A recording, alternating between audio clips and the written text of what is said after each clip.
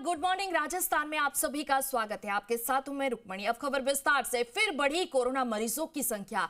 देश में अब तक 3,758 कोरोना मरीज पाए गए हैं। कोरोना संक्रमण से 28 मरीजों की मौत हुई है। पिछले 24 घंटे में कोरोना के 363 केसेस सामने आए हैं। एक दिन में कोरोना से 2 मरीजों की मौत हुई है। दिल्ली में कोरोना के 436 मरीज मिले हैं। महाराष्ट्र में 485 कोरोना केसेस आए सामने।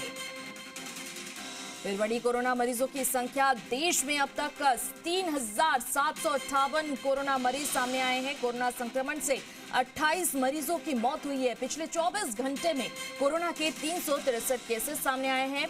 आपको बता दें, एक दिन में कोरोना से 2 मरीजों की मौत हुई है। दिल्ली में कोरोना के 436 केसेस सामने आए हैं और महाराष्ट्र में 485 कोरोना केस सामने आए।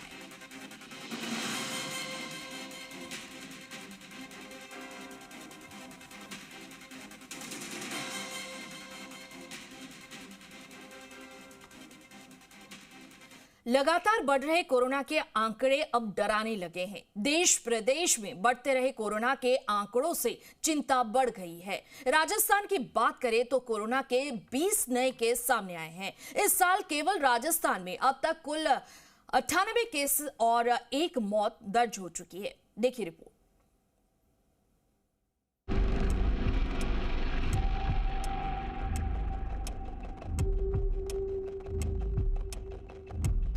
कोरोना ने फिर देश को डराया।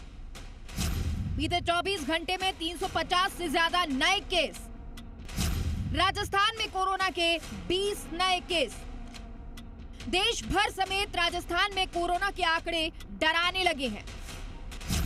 बीते 24 घंटे में 350 से ज्यादा नए केस सामने आए हैं, तो वहीं कोरोना के 2 मरीजों की मौत हुई है। देश में कोरोना के एक्टिव केस की संख्या 3,758 तक पहुंच गई है। वहीं राजस्थान में भी कोरोना के आंकड़े डराने लगे हैं।